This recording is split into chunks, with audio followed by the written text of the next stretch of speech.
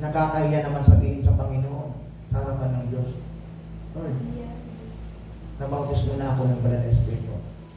Pero bakit hindi natin makita na sila ay mayroong tapang na lubaban sa kanilang buhay espiritual? Maraming tao na malakas ang loob na magsabi na born again Christian ako, kasama ko si Lord, may kapangyarihan akong binigay ng Panginoon, pero wala sa gawain ni Diyos. Minsan, dinadown pa ang kanyang pagkatawag. Na alam niya na may kuling siya kay Lord. May kuling siyang mangaral at tawagin ng Diyos bilang isang servant. Pero, hindi niya magawa. I-grab ang opportunity. Dahil ano? Hindi niya naunawaan ang tunay na kapangyarihan ng Banal na Espiritu bumukas sa kanya. Kapag ikaw ay puspos ng Espiritu Santo at bumubas na ang Espiritu ng Diyos, tataglayin mo po ang kalakasan espiritual. May taglay kang karunungan at kalakasan at hindi po ang dadalawang isip sa pagdating sa pag-angaral ng salita ng Diyos at sa paglilingkod. Kasi kung tunay tayong may Espiritu ng Diyos, malakas ang loob mong mangaral ng salita ng Diyos at gawin ang kanyang kalooban. At kung tunay tayong may Espiritu ng Diyos, hindi mo po ipagpapalit ang gawain ng Diyos sa ibang bagay. At kung ikaw ay puspos ng Espiritu ng Diyos, sabi ko, if you will receive power from God, dapat nagagamit ka ng Diyos. Kung ano man yung talento na sa iyo. Makaranas lang ng kawalan, ayaw na. Makaranas lang ng kahirapan, susuko na. Tingnan mo ang buhay ng mga apostol. Hanggang sa kamatayan, hindi sila umayaw. Mayroon pang napubutan ng ulo, mayroon pang pinakong patiwarik, mayroon pang pipreto sa lana, sa mantika, nagpupulong mantika, binuo siya roon. Mayroong pinubutan ng ulo, pinagbabato dahil sa paglilingkod, dahil sa lalim ng relasyon nila sa kay Kristo at sa kapangyarihan ng kanyang ng Banal na Espiritu na bumaba sa kanila. At kung wala ang kapangyarihan ng Espiritu Santo, hindi po natin magagawa ang mga bagay patungkol sa Diyos. Because the power, you will receive power. Kung ikaw ay may taglay na kapangyarihan ng Diyos, kapatid, hindi ka matitinag sa anumang bagay na nangyayari sa iyo. Patuloy kang tatayo, lalaban sa pananampalatayang taglay mo ngayon. Dahil ba sa mga paghihirap? Dahil ba sa kawalan? Dahil ba sa anumang bagay na sasaktan tayo? Isusugo mo na ang paglilingkod. Sabi niya ako sa Pablo, hindi sa kawalan, hindi sa kahirapan, hindi sa buto, o anumang bagay na wala sa iyo ngayon, ang makakaalis sa paglilingkod sa Panginoon. Amen. Palakpakan natin ang Panginoon. Because you will receive power from the Lord. Yan ang totoo. There are a spiritual power. Chapter 2, verse 2. Basahin po natin. According to the book of Acts chapter 2, verse 2, and suddenly there came a sound from heaven as of a rushing mighty wind, and it filled the whole house where they were sitting. Then there appeared a burning tongues as fire, and one of us upon each them we have received power. Sila'y napuspos ng Espiritu Santo. At simula noon, naglakbay sila, naghiwiwalay na sila. Dito na ako, pala na kayo dyan, dito naman ako sa mangangaral ako salita ng Diyos. Nakita ba natin, may nabasa po ba tayo? Simula nang sila'y mapuspos ng Espiritu Santo, ay tumigil sila sa pangaral ng salita ng Diyos? Hindi. Tayo nga, hindi pa tayo nakakaranas ng sobrang gutom. Sino ba rito ang hindi nag-almusal? O hindi talaga kumakain? Dahil walang talagang pagkain. Sabihin niyo na pa totoo, Kung mayroon man dito na ginotong ni Lord sa paglilingkod, taas ang kamay. Ibig sabihin po lahat tayo hindi pa ginugutom ni Lord. Amen. Palagpakan niyo ang Panginoon. Isa sa dahilan kung bakit gusto ng Diyos na maunawaan natin na ang kapangyarihan na ibinuhos sa atin ay hindi po basta-basta. Hindi lang bagay na nawawala, hindi lang bagay na kung saan ay mawawala ng halaga, kundi itong bagay na ito binagkaloob sa atin ng Diyos ay dapat manatili sa amin. Dapat, nung ikaw ay tumanggap sa Panginoon at napuspos ka na kanyang Espiritu Santo, meron ka ng pagbabago sa buhay mo. Dati mahihain ka. Ngayon, dahil napuspos ka ng Espiritu Santo, igwa ka ng power. Mayroon ka ng kapangyarihan magsalita sa harapan ng maraming tao para mag-share ng gospel. Isa sa pinaka nakikita po natin sa buhay natin, mayroon ka ng personal testimony. Nasabi dyan, kapag ikaw ay may tunay na conversion kay Lord, tulad ng sinabi ni Sister kanina, first time, sino ba yung first time nagsabi si Sister Mecca? First time niya ma-experience. Once na ma-experience mo ang pagbaba ng Banal na Espiritu sa buhay mo, ikaw ay mayroong personal testimony sa buhay mo na hindi mawawala. Source of power, verse 8b. Pinagmumula ng kapangyarihan ng Diyos. Pinanggagalingan ng kapangyarihan ng Diyos.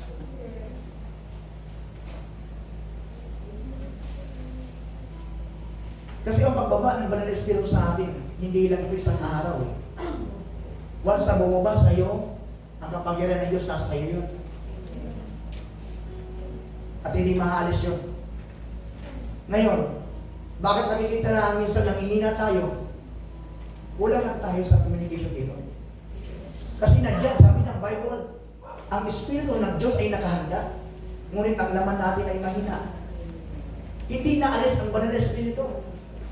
Laging nandyan ang Banal na Espiritu, kaya lang tayo minsan, bakit hindi natin maranasan? Bakit nangihina tayo? Nawalan tayo ng pag-asa, minsan nag-worry tayo sa buhay natin, paano na Lord? Ano na gagawin ko sa buhay ko? Nawalan tayo ng pag-asa dahil kulang tayo sa ating communication dito. Kulang tayo sa prayer, kulang tayo sa devotion, kulang tayo sa pagdadalo sa gawain ng Panginoon, kaya tayo nangihina. Mas malakas ang ating physical na pangailangan. Ang lust of the flesh. Mas malakas pong hatak kaysa sa spiritual na bagay. Nakita niyo naman na pagdating ng Sunday, mas marami pa ang nasa mall, mas marami pa ang nasa sabungan, mas marami pa ang nasa birthday na. Kaysa sa pagpakinig ng salita ng Diyos, ilan lang kayo dito. Hindi pa tayo abot yung 100. Tingnan mo ngayon dyan. Kung makita mo ang sabungan, punong-puno. Pero, na tayo magagawa? Ang tanging magagawa natin, ang gawin ng kalooban ng Diyos, kung tayo ay nagtanggap ng kapangyarihan ng Diyos, gawin po natin ang kalooban niya. Sabi diyan sa verse 8, be power. When the Holy Spirit has come upon you, and you shall be witness. Tayo ang witness. Kung ano ang ginawa ni Christ at kung ano ang plano ng Diyos sa buhay ng maraming tao, ikaw at ako ang witness. Ikaw magpapatunay, ikaw magpapatotoo ng ginawa ng Diyos sa buhay mo. Ikaw ang buhay na patotoo. Kaya dapat sa ating buhay Kristiyano, mayroon tayong personal testimony na iniingatan po natin yun, na hindi dapat madumisan ang ating personal testimony and relationship with God, na tayo po ay magdadala sa maraming kaluluwa, gagamitin tayo ng Diyos para sa kanila. Paano tayo gagamitin kung ang ating patuto ay basag-basag na? Paano tayo makikitaan ng pagkilos ng Banal na Espiritu? Kung ikaw talaga, kung tayo talaga ay puspos, tapos hindi naman tayo makitaan ng kapuspusan, wala tayong para. Kaya nga, kailangan natin ang kapangyarihan ng Banal na Espiritu. We need the power of the Holy Spirit. Ikaw ngayon ay magpatotoo sa maraming tao. Sabi dyan, we testimony, we testify in Christ. Go preach the gospel. A little say kami dyan, to speak other tongues. So sinasabi sa book Acts chapter 2 verse 4, sabi dyan, and they were all filled the power and with the Holy Spirit and began to speak with other tongues. And the Spirit gave them utterance.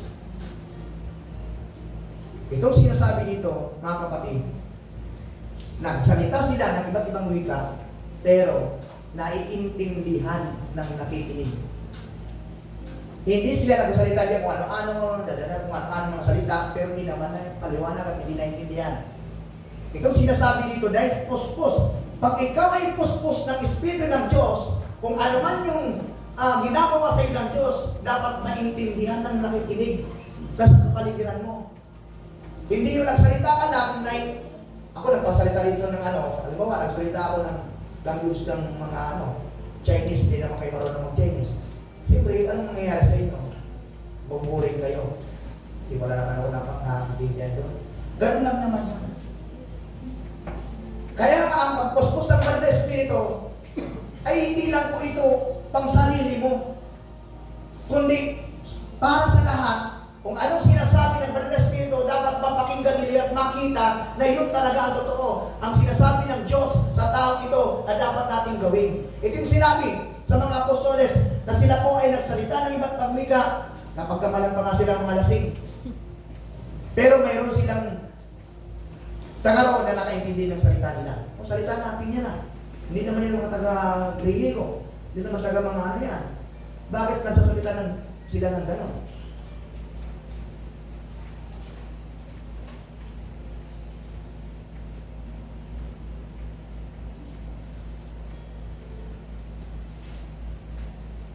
Sabi yan, chapter 2, nung pagdating ng Banal na Espiritu, nagkatipon sila sa isang lugar na kung saan ang sumapit na ang araw ng Pentecost. Ito po ang the day of Pentecost, yung pista po ito ng Pentecost. Walang ano-ano mo na nagkaroon ng ingay mula sa langit at tulad ng ugong na malakas na sinasabi doon na hangin at punong-puno ito ng nagpuno ang bahay na kinaroonan ng mga disciple at nakita silang ano pong sabi? Parang bumaba ang parang apoy, parang bilang apoy ang bumaba sa kanila.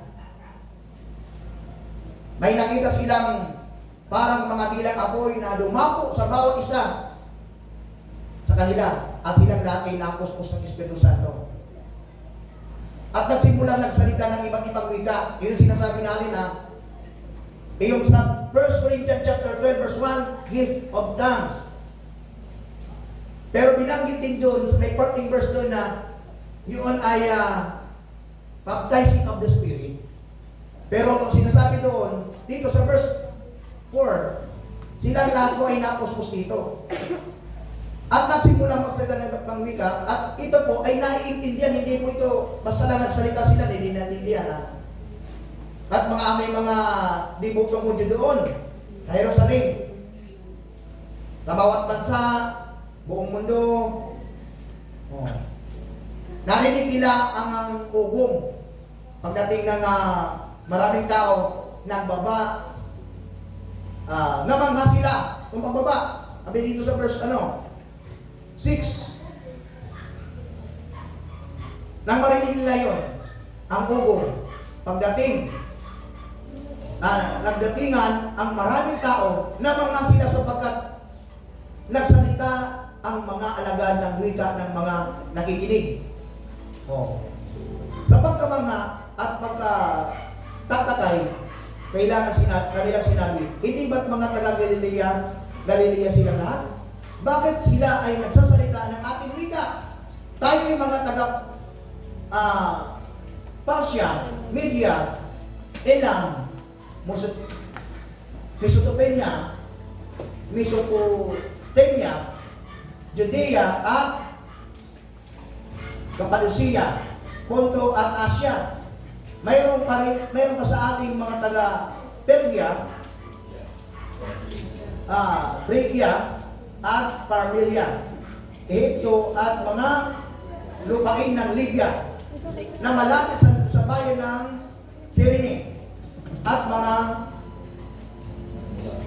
mga nagmula sa Roma, ang mga Hudyo at mga Hindil na naakit sa pananampalatayang Hudyo. May mga taga Creta at Arabia rin. Paano silang makakapagsalita ng ating wika tungkol sa mga kahangahangang ginawa ng Diyos? Hindi nila lubusang naunawaan ang mga nangyari, kaya nagtanungan sila, ano ang kahulugan nito? Ngunit, may ilan ang sabi ng patiya, lasing lang ang mga yan. O si Simon Pedro, sabi niya, kaya tumayo si Pedro kasama ng 12 apostol at nagsalita ng malakas, mga taga-Judea at kayong lahat ng mga panauhin sa Jerusalem, pakinggan ninyong mabuti ang sasabihin ko. Hindi lasing ang mga tao ito, gaya ng palagay ninyo. Alas 9 pa lang ng umaga ngayon, ang nakikita ninyo ay katuparan ng ipinahayag ni Propeta Joel. Ito yung nabasa natin kanina. Ito ang gagawin ko sa mga huling araw. Sinabi ng Diyos, ipagkakaloob ko sa ang aking espiritu sa lahat ng tao. Ipahayag ng inyong mga anak na lalaki at ng babae ang aking mensahe. Ang inyong mga kabataang lalaki ay makakita ng mga pangitain. At ang inyong matatandang lalaki ay magkakaroon ng mga panaginip.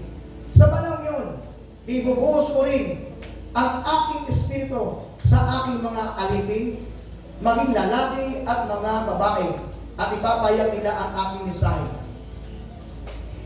Magpapakita ako ng mga kababalaghan sa langit at mga himala sa lupa, dugo, apoy at makapal na usok. Ang araw ng pagdidilim ay buwan ng pupulang parang dugo, bago dumating ang dakila at maluwalhating araw ng Panginoon.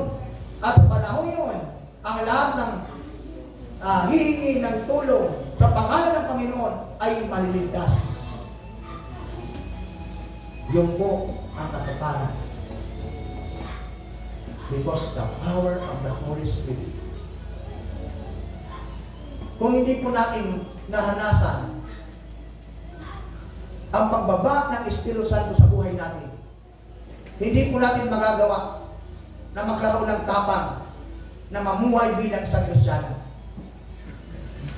Ang tayo po mamuhay ng isang Kristiyano sa loob ng isang linggo lang ay minsan napakahirap. Bakit? Grabe po ang struggle ng pamumuhay natin.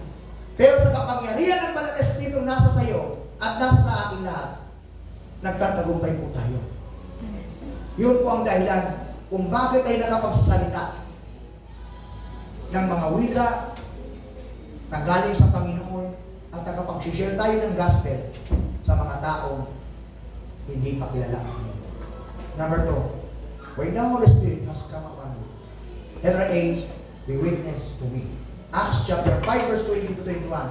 Ano sabi diyan? Chapter 5. Pumunta kayo sa templo at ipahayag sa mga tao ang lahat ng bagay tungkol sa bagong pamumuhay nito.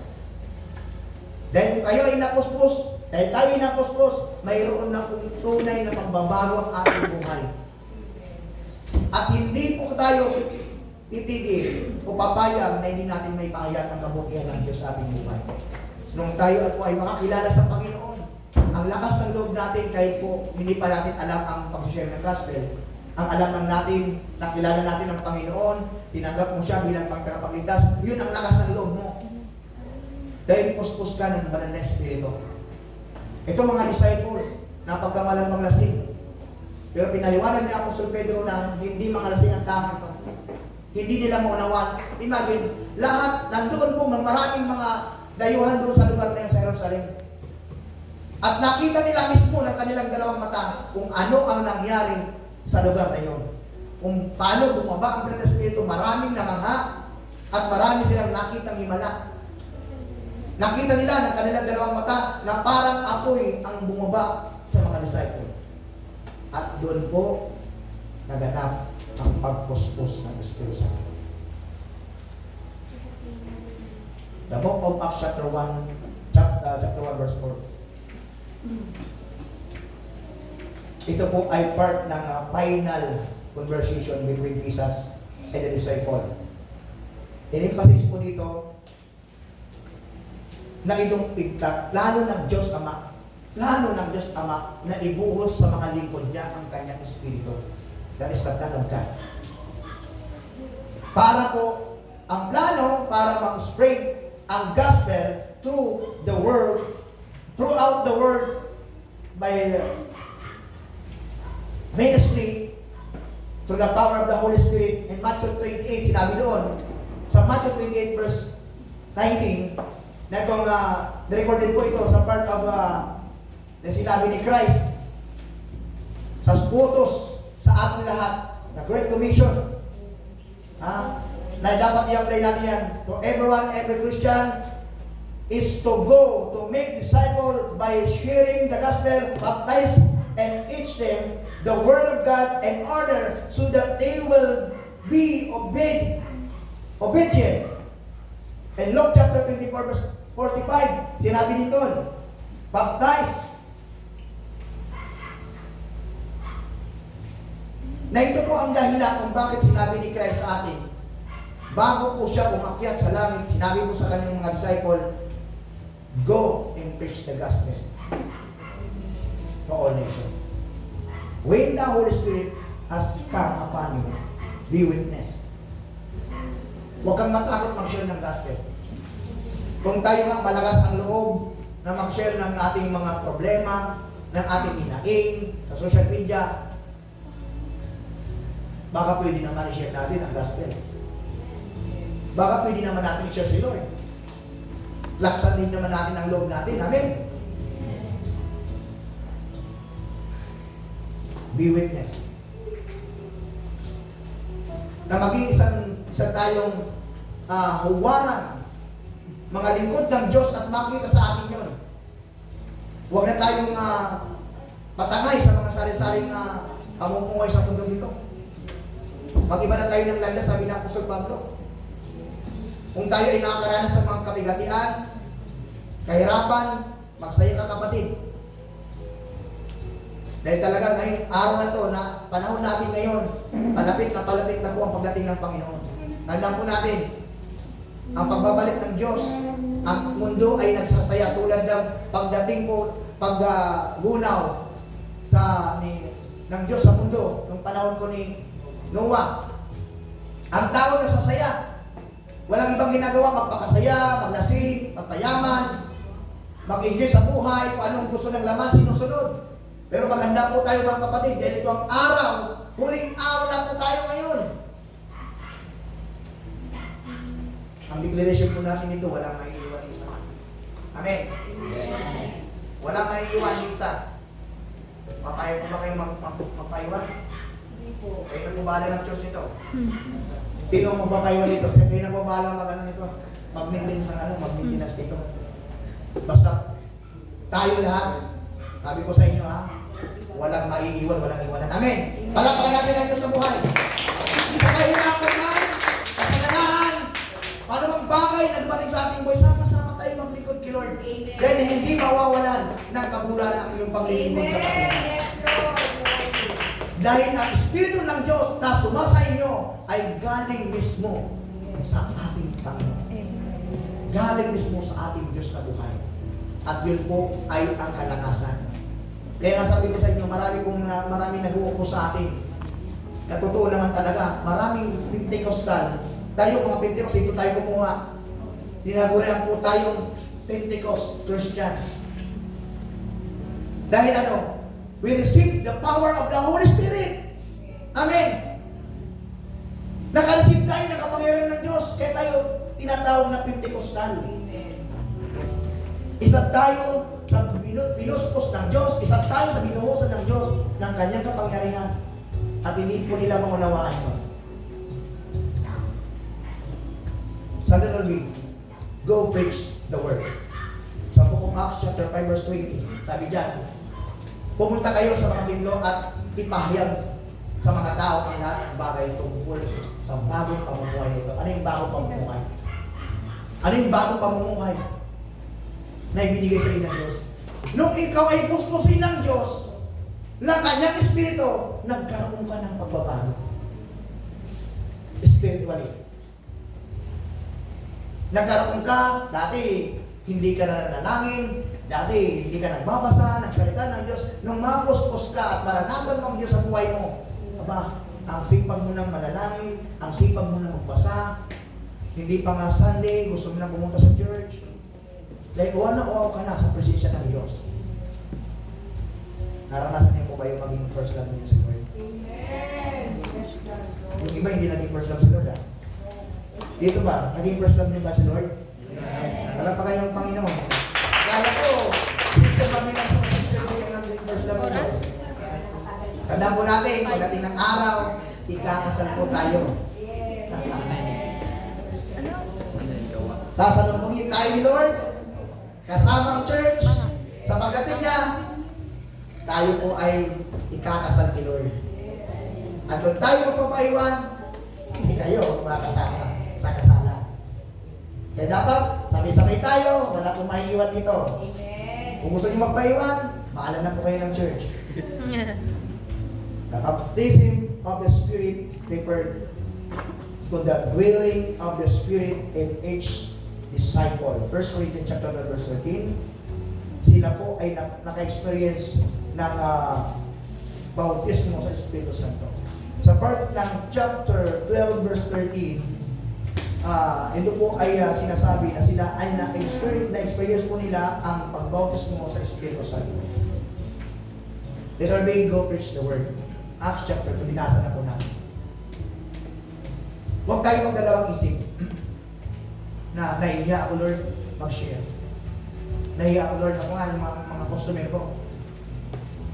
Sir, nagla-live ka na pala sila. Nagla-live ka na. Naumpisan ko pa lang po muna sa mga kanta-kanta muna. Pero ang content po talaga ng ating ng programa dyan sa Facebook, sa live, to share the gospel. Para makilala po at may pasok po natin ang gospel dyan. Marami na pong nag-share ng gospel. Pero dapat mayroon tayong gawin. Huwag tayong umukulang, Kaya nga, pagdating pa ng mga in-order ko po mga equipment, lalo pa pong gaganda ng ating supportan niyo po yan. Go preach the word. Ano ba ang nasa iyo ngayon? Ano ba ang binigay sa iyo ng talent? Ano ba ang doon sa 1 Corinthians chapter 12, the gift of the Spirit, yan, different gifts of the Spirit. Ano yung pagkakaiba? Ngayon, tinawag, ang sabi dyan, kung makita natin dyan, may pagkaso pa dyan sa bukol. Chapter 12, verse 6 hanggang 11. Ito yung, yung pinakita dito specific na itong kaloob ng Diyos, sabi dyan, iba't iba ang paraan ng paglilingkod. Ngunit isa lamang ang Panginoon na pinaglilingkuran. Verse 6, iba't iba ang mga gawain, ngunit isa lamang ang Diyos na kumikilos sa mga taong gumagawa ng mga iyon. Para sa ikabubuti ng lahat, ang bawat isa ay binigyan ng patunay na nagpapakitang nasa Kanya ang Espiritu. Verse 8, ang ilan sa atin ay napagkalooban ng kakayahang magsalita ng mensahe ng karunungan.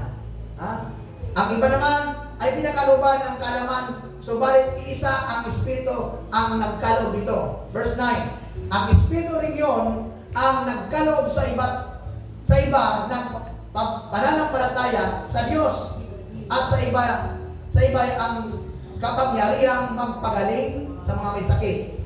Verse 10, may pinagkalooban ng kapangyarihang gumawa ng mga himala, yung mga kababalagan.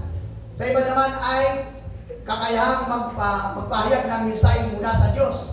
at sa iba ay kakayahang kumilala kung alin ang kaloob ang mula sa Espiritu at kung alin ang hindi. May pinagkalooban ng kakayahang magsalita ng iba't ibang wika at sila ba at sa iba naman ay ang magpaliwanag ng mga wika yun. Maliwanag po yan ha. Verse 11. Ngunit ang Espiritu lamang ang gumagawa.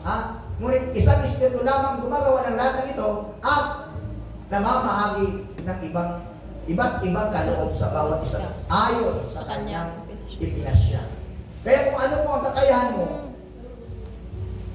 ginawa po ng Diyos yan, binigyan ka po ng kakayahan ayon po yun sa pinasya ng Banal na Espiritu sa atin. Pinasya ng Diyos, kung ano ka, hindi ka po bibigyan ng Diyos na hindi mo kaya. Kaya nga minsan bakit, Pastor, hindi ko po kaya. Pag maraming tao nakikita sa iyo na ikaw potential ka, mayroon kang talent, mayroon kang magaling ka mag-speech, magaling ka mag-speak, magaling ka mag-share ng task.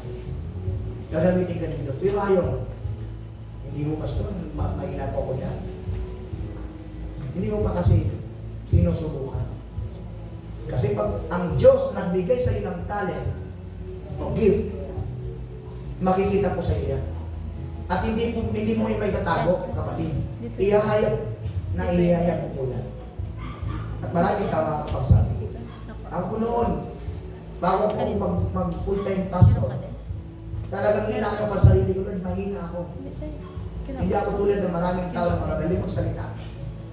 At sino ako para maglingkod sa iyo, para magdala ng mabuting balita? Ako simpleng tao lang ako, Panginoon. Maraming tao dyan na matataas ang pinag-aralan, magagaling magsalita. Magaling magsalita sa unahan. Hindi na lang Lord ang gamitin mo, Panginoon. Hindi, iba yung kakayahan yung binigay sa akin. Iba sa kanila, iba naman sa akin. Kaya iba po, pero ay isang espiritu lang po ang bumuo sa atin. Tandaan po natin yan, ha? Bakit si kapatid magaling mag-preach? O si kapatid magaling mag-sermon? O si kapatid magaling magpalotoo? O magaling magtugtog? Mahingit na tayo doon, hindi po iisa lang pong espiritu ang ibinigay sa atin. Maaring ang kapatid natin nakaupo lamang dyan, pero mayroong ibinigay ang Diyos dyan. Ang akala mo na nakaupo lang yan, nag-intercede po yan. Kaya natutulog yan, ang akala nyo, natutulog yan. Nag-intercede po yan. Natutulog dyan. Kayo ba natutulog yan sa ulihan, ha? Ang akala nyo natutulog yan, nag-pray po yan. Praise the Lord. Number 3, Spirit-filled. Sa Book of Acts pa rin, chapter 2, verse 4. Ang sabi dyan, letter A, holy boldness. And verse 14 to 15, Acts, sabi dyan, verse 14 to 15, sa Book of Acts, chapter 2, verse 14 to 15.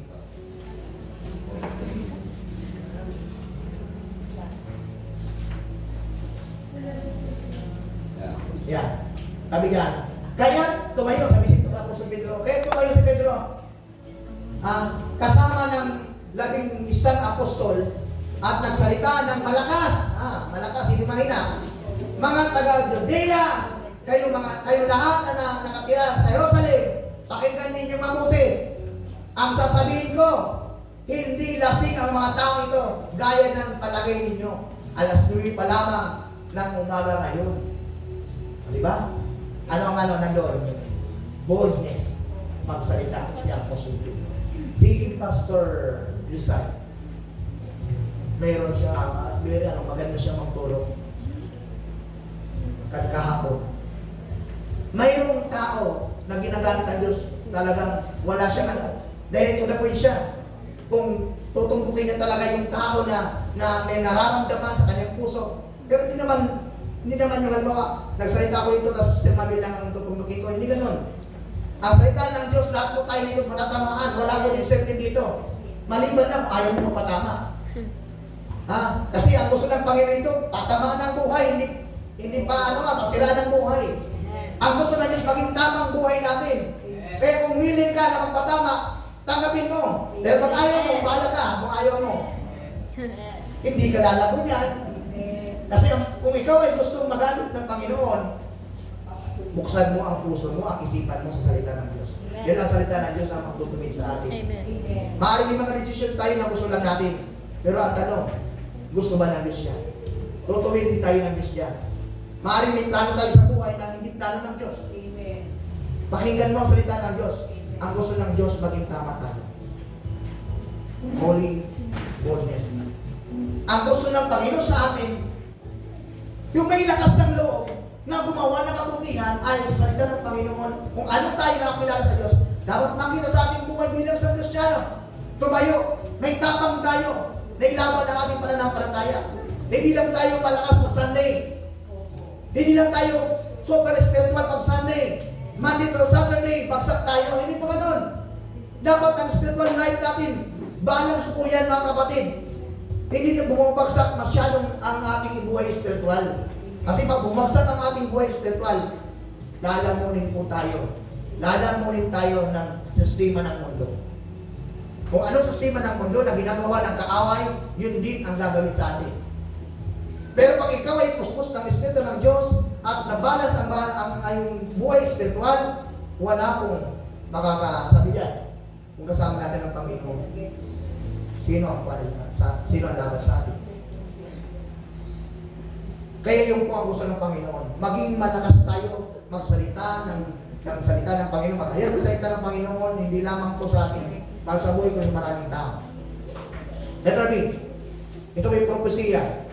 Fulfillment of prophecy, Book of Acts chapter 16, chapter 2 verse 16 to 20. Nasabi dyan sa 16,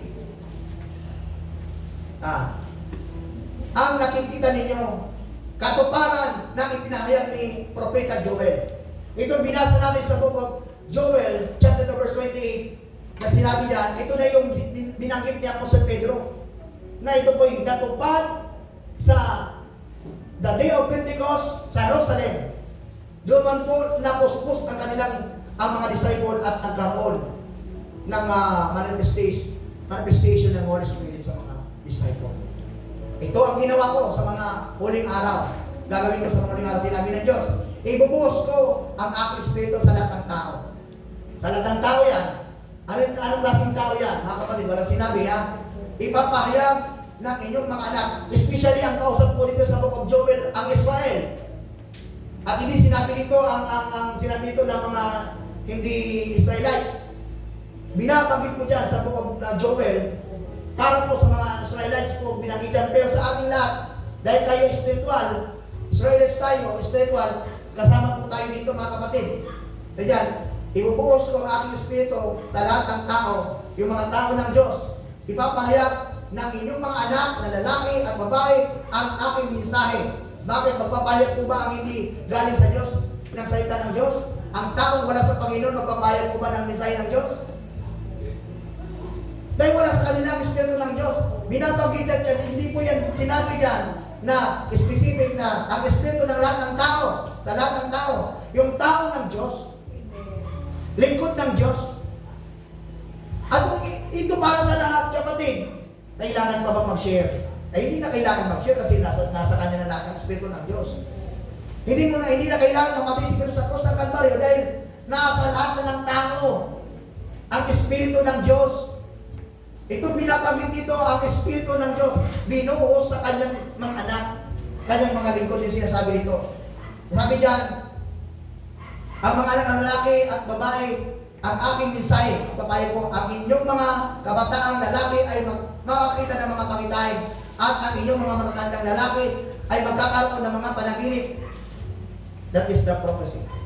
Prophecies of the Book of Joel, chapter 2, verse 28. Naganap, fulfillment po sa Book of Acts. Kaya nga, pag ikaw ay napuspos ng Espiritu Santo, fulfillment po yan ng iyong pananampalataya sa ating Panginoon. Pagiging Kristiyano mo, pagiging tagasunod mo. Kasi noong hindi pa po bumaba ang Espiritu Santo sa mga disciple, nag-aalinlangan silang lahat. Ha? Noong umalis ang Panginoon, napundo sila. Pero sabi ni Christ, huwag kayong mag-alala, huwag kayong aalis sa Jerusalem. Hantayin ninyo ang pinangako ng Ama, ang bibigay sa inyo, ang Espiritu Santo. Yun, nagkaroon sila ng tapang, lakas ng loob para mangaral. Gaano kalalim ang relasyon nila kay Christ. Ganun na lamang ang pagbigay nila ng buhay. Ang kahit kamatayan, hindi nila tinanggihan. Wala silang narinig. Kundi, ibinahagi nila ang buhay na kung saan naranasan nila kay Christ. Yan ang mga disciple. Sa 18, sa panahon yun, ibubuhos ko rin ang aking espiritu sa aking mga aliping mga lalaki at mga maging babae at mapahayag nila ang aking mensahe. O itong mga alipin ko, kasi pag ikaw po ay hindi ka Israelites, hindi ka Hudyo, Gentiles ka po. Maaaring tayo po yan, isa sa mga alipin. Isa po rin po tayo. Mga Gentiles po tayo mga kapatid. Sabi diyan, ang aking mensahe, verse 19, pagpapakita ako sa mga ng mga kababalaghan sa langit, mga himala sa lupa, dugo, apoy, at makapal na usok. Okay, nakikita na natin ang mga himala. So yun po yan ang propesya sa Book of Joel at naganap po, naging fulfillment po sa Book of Acts, chapter 2, verse 62. Kaya mga kapatid, ang Espiritu ng Diyos lagi nakahanda sa atin para tayo tulungan. Ang Espiritu ng Diyos ay malakas. Amen. Amen. Hindi po kailanman ang hina. Kung bakit tayo nanghihina? Wala naman sa atin ang Espiritu Santo. Tandaan po natin, kaya nga sinabing siya ay holy. Holy Spirit. Hindi po natin siya makikitaan ng anumang bagay na laban sa Kanya nung kasamaan o gawa ng mundo. Wala po yan, walang bahid na kasalanan. Kaya minsan umalis sa atin, nag-grade yung Holy Spirit, umaatos po ang Holy Spirit dahil po sa ating mga kasalanan, dahil sa ating mga ginagawa, mga desisyon, maling plano sa buhay na ginagawa natin na hindi tayo nagsasangguni sa Panginoon. Kaya ang Espiritu Santo, nag-grade ang Holy Spirit sa atin. Kasi hindi po sa titira doon sa marumi ang puso. Hindi siya mananahan ang Espiritu ng Diyos sa taong hindi kinakalugdan ng Panginoon. Sa taong walang puso sa paglilingkod, walang puso sa salita ng Panginoon. Kaya yung mga tao nandoon, o sa Book of Acts, bakit sila namanghalang taka? Wala silang Espiritu ng Diyos. Pinagkamalang pa silang parainom, mga lasinggero. Wala sa kanila ang Espiritu ng Diyos. At nakita na kanilang dalawang mata kung paano bumaba ang Espiritu ng Diyos sa mga disciple. Especially, napuspos po ang mga disciple. Hindi lahat ng tao roon. Kaya sinasabi, mayroon nagtuturo at may nakakaroon ng complete ang doktrina. Tandaan po natin na to all the flesh. Yes, kasi sa inyo kinakausap. Servant of God, people of God, children of God, son of God. Yun po yan ang kinakausap doon. Kasi maliwanag ang sinasabi ng Biblia, kung ang lahat ay pinuspos na ng Espiritu ng Diyos, bakit sila sasabihin, uy, lasing ka no? Mali ka ata no? O diba? Hindi po sila masasabing gano'n kung sila ay may puspos din, kung sila ay may Espiritu ng Diyos. Ibig sabihin sa kanila lang, ang banal na Espiritu, ibinuhos ng Diyos sa mga disciple at sa ating lahat ng mananampalataya. Promise of spiritual power. Kapatid, tandaan po natin, tayo ay pinuspos ng Diyos. Tayo ay binigyan ng kapangyarihan ng Diyos para tumayo sa salita ng Diyos. Tumayo sa salita ng Panginoon at ipaglaban ito. Wala po tayo, hindi po gusto ng Panginoon na tayo ay mawala sa kanyang presensya. Gusto ng Panginoon kung paano ka pinuspos noon hanggang ngayon, manatili ka sa presensya ng Diyos. Ayaw ng Diyos na mawala ang sino man sa atin dito.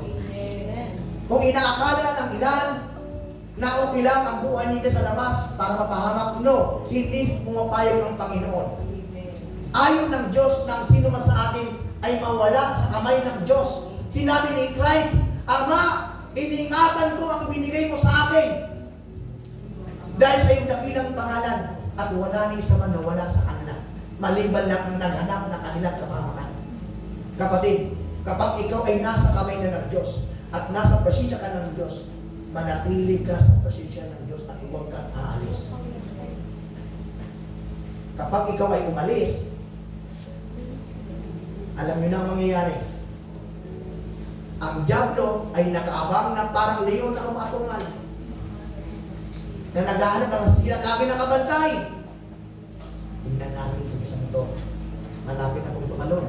Malapit na tumalon. Abangan nyo, abangan nyo. Yan nun ang Diablo. Kapatid, ang laban po natin yan ay ating pananampalataya at sa kapangyarihan ng Banal na Espiritu Santo. At sa kanyang salita, tayo lahat ay tumayo.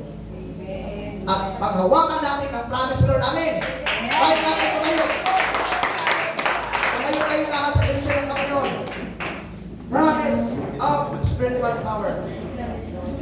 Huwag tayong magpadaig sa anumang bagay na ginagawa ng Diablo. Kung ikaw ngayon ay nasa kamay na ng Diyos, umapit kang maigi kapatid. Huwag kang magpapadaig ng tukso sa mundo ito. Ang tukso po ay lagi po yan nandyan. Kabalit kung tayo magpapatukso sa gawa ng Diablo o sa gawa ng mundo, pwede tayong mahatak anytime. Kaya tandaan niyo po, hindi po